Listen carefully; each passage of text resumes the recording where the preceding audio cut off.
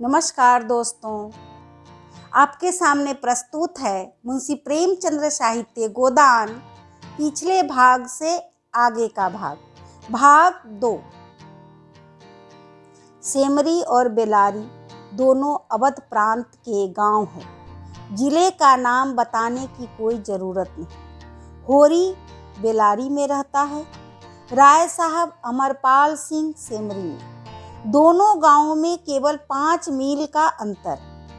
पिछले सत्याग्रह संग्राम में राय साहब ने बड़ा यश कमाया था। काउंसिल की मेंबरी छोड़कर जेल चले गए थे। तब से उनके इलाके के असामियों को उनसे बड़ी श्रद्धा हो गई थी। यह नहीं कि उनके इलाके में असामियों के साथ कोई खास रियायत की जाती या डांड और बेगार की कराई कुछ कम हो, मगर यह सारी बदनामी मुख्तारों के सिर जाती थी। राय साहब की कीर्ति पर कोई कलंक न लग सकता था। वह बेचारे भी तो उसी अवस्था के गुलाम थे। जाप्ते का काम तो जैसे होता चला आया है वैसा ही होगा। राय साहब की सज्जनता उस पर कोई असर न डाल सकती थी। इसलिए आमदनी और अधिकार में जौ भर की भी कमी न होने पर भी उनका यश मानो बढ़ गया था। असामियों से वह हंसकर बोल लेते थे, यही क्या कम है, सिंह का काम तो शिकार करना है। अगर यह गरजने और गुर्राने के बदले मीठी बोली बोल सकता तो उसे घर बैठे मनमाना शिकार मिल जाता। शिकार की खोज में जंगल में न भटकना पड़ता। राय साहब राष्ट्रवादी होने पर भी हुक्काम से मेल जोल बनाए रखते थे। उनकी नजरें और डालियां कर्मचारियों की दस्तूरियों जैसे की तैसी चली आती थी। साहित्य और संगीत के प्रेमी थे, ड्रामा के शौकीन, अच्छे वक्ता थे, अच्छे लेखक, अच्छे निशानेबाज। उनकी पत्नी को मरे आज 10 साल हो चुके थे, मगर दूसरी शादी न की थी। हंस बोलकर अपने विधुर जीवन को बहलाते रहते थे। होरी देवड़ी पर पहुंचा तो देखा जेठ के दशहरे के अवसर पर होने वाले धनुष यज्ञ की बड़ी जोरों से तैयारियां हो रही हैं। कहीं रंगमंच बन रहा था, कहीं मंडप, कहीं मेहमानों का अतिथि गृह, कहीं दुकानदारों के लिए दुकानें। धूप तेज हो गई थी, पर राय साहब खुद काम में लगे हुए थे। अपने पिता से संपत्ति के साथ साथ उन्होंने राम की भक्ति भी पाई थी और धनुष यज्ञ को नाटक का रूप देकर उसे शिष्ट मनोरंजन का साधन बना दिया था। इस अवसर पर उनके यार दोस्त, हाकिम, हुक्काम सभी निमंत्रित होते थे और 2-3 दिन इलाके में बड़ी चहल पहल रहती थी। राय साहब का परिवार बहुत विशाल था। कोई 150 रिश्तेदार एक साथ भोजन करते थे। कोई चचा थे, दर्जनों चचेरे भाई, कोई सगे भाई, 20 नाते के भाई। एक चचा साहब राधा के अनन्य उपासक थे और बराबर वृंदावन में रहते थे। भक्ति रस के कितने ही कवित्त रच डाले थे और समय समय पर उन्हें छपवा कर दोस्तों को भेंट कर देते थे। एक दूसरे चचा थे जो राम के परम भक्त थे और फारसी भाषा में रामायण का अनुवाद कर रहे थे। रियासत से सबके वसीके बंधे हुए थे, किसी को कोई काम करने की जरूरत न थी। होरी मंडप में खड़ा सोच रहा था कि अपनी आने की सूचना कैसे दे कि सहसा राय साहब उधर ही आ निकले और उसे देखते ही बोले, अरे तू आ गया होरी, मैं तो तुझे बुलवाने वाला था। देख, अब कि तुझे राजा जनक का माली बनना पड़ेगा, समझ गया ना। जिस वक्त श्री जानकी जी मंदिर में पूजा करने जाती हैं, उसी वक्त तू एक गुलदस्ता लिए खड़ा रहेगा और जानकी जी को भेंट करेगा। गलती न करना। और देख, असामियों से ताकीद करके कह देना कि सब के सब शगुन करने आए। मेरे साथ कोठी में आ, तुझसे कुछ बातें करनी है। वह आगे आगे कोठी की ओर चले, होरी पीछे पीछे चला। वहीं एक घने वृक्ष की छाया में एक कुर्सी पर बैठ गया और होरी को जमीन पर बैठने का इशारा करके बोले, समझ गया मैंने क्या कहा? कारकुन को तो जो कुछ करना है वह करेगा ही, लेकिन असामी जितने मन से असामी की बात सुनता है, कारकुन की नहीं सुनता। हम इन्हीं 5-7 दिनों में 20,000 का प्रबंध करना है। कैसे होगा समझ में नहीं आता। तुम सोचते होगे मुझे टके के आदमी से मालिक क्यों अपना दुखड़ा ले बैठे? किससे अपने मन की कहूँ? ना जाने क्यों तुम्हारे ऊपर विश्वास आता है। इतना जानता हूँ कि तुम मन में मुझ पर हंसोगे नहीं, और हंसो भी तो तुम्हारी हंसी में जानता हूँ बर्दाश्त कर लूँगा। नहीं सह सकता उनकी हंसी जो अपने बराबर के हैं, क्योंकि उनकी हंसी में ईर्ष्या, व्यंग और जलन है। और वे क्यों ना हंसेंगे? मैं भी तो उनकी दुर्दशा और विपत्ति और पतन पर हंसता हूँ। दिल खोल कर, तालियां बजाकर, संपत्ति और सहृदयता में बैर है। हम भी दान देते हैं, धर्म करते हैं, लेकिन जानते हैं क्यों? केवल अपने बराबर वालों को नीचा दिखाने के लिए। हमारा दान और धर्म पूरा अहंकार है, विशुद्ध अहंकार। हम में से किसी पर डिग्री हो जाए, कुर्की आ जाए, बकाया मालगुजारी की इल्लत में हवालात हो जाए, किसी का जवान बेटा मर जाए, किसी की विधवा बहू निकल जाए, किसी के घर में आग लग जाए, कोई किसी वेश्या के हाथों उल्लू बन जाए या अपने असामियों के हाथे मिट जाए, तो उसके और सभी भाई उस पर हंसेंगे, बंगले बजाएंगे, मानो सारे संसार की संपदा मिल गई है, और मिलेंगे तो इतने प्रेम से जैसे हमारे पसीने की जगह खून बहाने को तैयार है। अरे और तो और हमारे चचेरे, फुफेरे, ममेरे, मौसेरे भाई जो इसी रियासत की बदौलत मौज उड़ा रहे हैं, कविता कर रहे हैं और जुए खेल रहे हैं, शराबे पी रहे हैं और अय्यासी कर रहे हैं, वह भी मुझसे जलते हैं।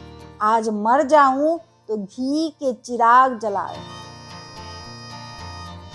मेरे दुख को दुख समझने वाला कोई नहीं। उनकी नज़रों में मुझे दुखी होने का कोई अधिकार ही नहीं है। मैं अगर रोता हूँ तो दुख की हंसी उड़ाता है। मैं अगर बीमार होता हूँ तो मुझे सुख होता है। मैं अगर अपना ब्याह करके घर में कलह नहीं बढ़ाता तो यह मेरी नीच स्वार्थ पड़ता है। अगर ब्याह कर लूँ तो यह विलासांधता होगी। अगर शराब नहीं पीता तो मेरी कंजूसी है। शराब पीने लगूँ तो वह प्रजा का रक्त होगा। अगर अय्यासी नहीं करता तो अरसिक हूँ। अय्यासी करने लगूँ तो फिर कहना ही क्या। इन लोगों ने मुझे भोग विलास में फंसाने के लिए कम चालें नहीं चली और अब तक चलते जाते हैं। उनकी यही इच्छा है कि मैं अंधा हो जाऊं और ये लोग मुझे लूट ले। और मेरा धर्म यह है कि सब कुछ देखकर भी कुछ न कहूं, सब कुछ जानकर भी गधा बना रहूं। राय साहब ने गाड़ी को आगे बढ़ाने के लिए 2 बीड़े पान खाए और होरी के मुंह की ओर ताकने लगे, जैसे उसके मनोभावों को पढ़ना चाहते हैं। होरी ने साहस बटोर कर कहा, हम समझते थे कि ऐसी बातें हम ही लोगों में होती है, पर जान पड़ता है बड़े आदमियों में भी उनकी कमी नहीं है। राय साहब ने मुंह में पान भर कर कहा, तुम हमें बड़ा आदमी समझते हो? हमारे नाम बड़े हैं पर दर्शन थोड़े। गरीबों में अगर ईर्ष्या या बैर है तो स्वार्थ के लिए या पेट के लिए। ऐसी ईर्ष्या और बैर को मैं क्षम्य समझता हूँ। हमारे मुंह की रोटी कोई छीन ले तो उसके गले में उंगली डाल कर निकालना हमारा धर्म हो जाता है। अगर हम छोड़ दें तो देवता है। बड़े आदमियों की ईर्ष्या और बैर केवल आनंद के लिए है। हम इतने बड़े आदमी हो गए हैं कि हमें नीचता और कुटिलता में ही निस्वार्थ और परम आनंद मिलता है। हम देवतापन के उस दर्जे पर पहुंच गए हैं जब हमें दूसरों के रोने की हंसी आती है। इसे तुम छोटी साधना मत समझो। जब इतना बड़ा कुटुंब है तो कोई न कोई तो हमेशा बीमार रहेगा ही, और बड़े आदमियों के रोग बड़े होते हैं। वह बड़ा आदमी ही क्या जिसे कोई छोटा रोग हो। मामूली ज्वर भी आ जाए तो हमें सरसाम की दवा दी जाती है। मामूली फुंसी भी निकल आए तो वह जहरबाद बन जाती है। अब छोटे सर्जन और मझोले सर्जन और बड़े सर्जन तार से बुलाए जा रहे हैं। मसीहुल मुल्क को लाने के लिए दिल्ली आदमी भेजा जा रहा है। विश्गाचार्य को लाने के लिए कलकत्ता। उधर देवालय में दुर्गा पाठ हो रहा है और ज्योतिषाचार्य कुंडली का विचार कर रहे हैं और तंत्र के आचार्य अपने अनुष्ठान में लगे हुए हैं। राजा साहब को यमराज के मुंह से निकालने के लिए दौड़ लगी हुई है। वैद्य और डॉक्टर इस ताक में रहते हैं कि कब इनके सिर में दर्द हो और कब उसके घर में सोने की वर्षा हो। और ये रुपये तुमसे और तुम्हारे भाइयों से वसूल किए जाते हैं भाले की नोक पर। मुझे तो यही आश्चर्य होता है कि क्यों तुम्हारी आहों का दावानल हमें भस्म नहीं कर डालता। मगर नहीं, आश्चर्य करने की कोई बात नहीं। भस्म होने में तो बहुत देर नहीं लगती। वेदना भी थोड़ी ही देर के लिए होती है। हम जौ जौ और अंगुल अंगुल और पोर पोर भस्म हो रहे हैं। उस हाहाकार से बचने के लिए हम पुलिस की, हुक्काम की, अदालत की, वकीलों की शरण लेते हैं और रूपवती स्त्री की भांति सभी के हाथों का खिलौना बनते हैं। दुनिया समझती है हम बड़े सुखी हैं। हमारे पास इलाके, महल, सवारियां, नौकर, चाकर, कर्ज, वेश्याएं क्या नहीं है। लेकिन जिसकी आत्मा में बल नहीं, अभिमान नहीं, वह और हो जिसके दुख पर सब हंसे। चाहे कुछ हो, आदमी नहीं। जिसे दुश्मन के भय के मारे रात को नींद न आती हो, जिसके दुख पर सब हंसे और रोने वाला कोई न हो, जिसकी चोटी दूसरों के पैरों के नीचे दबी हो, जो भोग विलास के नशे में अपने को बिल्कुल भूल गया हो, जो हुक्काम के तलवे चाटता हो और अपने अधीनों का खून चूसता हो, उसे मैं सुखी नहीं कहता। वह तो संसार का सबसे अभागा प्राणी है। साहब शिकार खेलने आए या दौरे पर, मेरा कर्तव्य है कि उनकी दुम के पीछे लगा रहूं।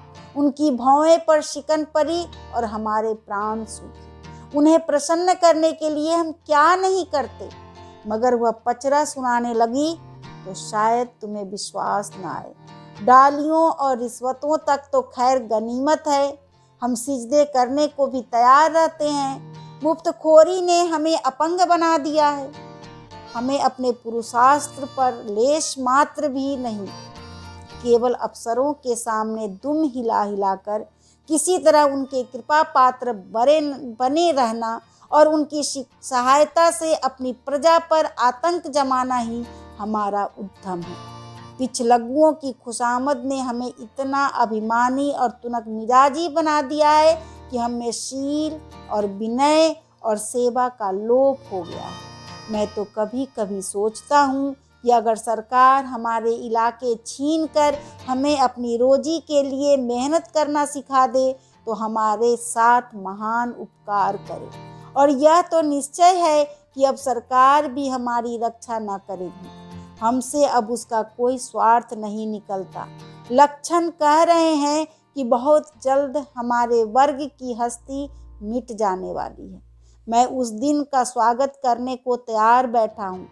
ईश्वर वह दिन जल्द लाए, वह हमारे उद्धार का दिन होगा। हम परिस्थितियों के शिकार बने हुए हैं। यह परिस्थिति ही हमारा सर्वनाश कर रही है, और जब तक संपत्ति की यह बेरी हमारे पैरों से ना निकलेगी, तब तक यह अभिशाप हमारे सिर पर मंडराता रहेगा। हम मानवता का वह पद ना पा सकेंगे जिस पर पहुंचना ही जीवन का अंतिम लक्ष्य है। राय साहब ने फिर गिलौरी दान निकाला और कई गिलौरियां निकाल कर मुंह में भर ली। कुछ और कहने वाले थे कि एक चपरासी ने आकर कहा, सरकार, बेगारों ने काम करने से इनकार कर दिया है। कहते हैं जब तक हमें खाने को ना मिलेगा हम काम ना करेंगे। हमने धमकाया तो सब काम छोड़कर अलग हो गए। राय साहब के माथे पर बल पड़ गए। आंखें निकाल कर बोले, चलो मैं उन दुष्ट को एक आने रोज के दुष्टों को ठीक करता हूँ। जब कभी खाने को नहीं दिया तो आज यह नई बात क्यों? एक आने रोज के हिसाब से मजूरी मिलेगी जो हमेशा मिलती रही है, और इस मजबूरी पर उन्हें काम करना होगा, सीधे करे या टेढ़े। फिर होरी की ओर देखकर बोले, तुम अब जाओ होरी, अपनी तैयारी करो। जो बात मैंने कही है उसका ख्याल रखना। तुम्हारे गांव से मुझे कम से कम 500 की आशा है। राय साहब झल्लाते हुए चले गए। होरी ने मन में सोचा, अभी यह कैसी कैसी नीति और धर्म की बातें कर रहे थे और एकाएक इतने गर्म हो गए। सूर्य सिर पर आ गया था। उसकी तेज से अभिभूत होकर वृक्षों ने अपना पसार समेट लिया था। आकाश पर मटियाला गर्द छाया हुआ था और सामने की पृथ्वी कांपती हुई जान पड़ती थी। होरी ने अपना डंडा उठाया और घर चला गया। शगुन के रुपए कहाँ से आएंगे, यही चिंता उसके सिर पर सवार थी। अभी आप सुन रहे थे मुंशी प्रेमचंद्र साहित्य गोदान भाग 2, पिछले भाग से आगे का भाग। धन्यवाद।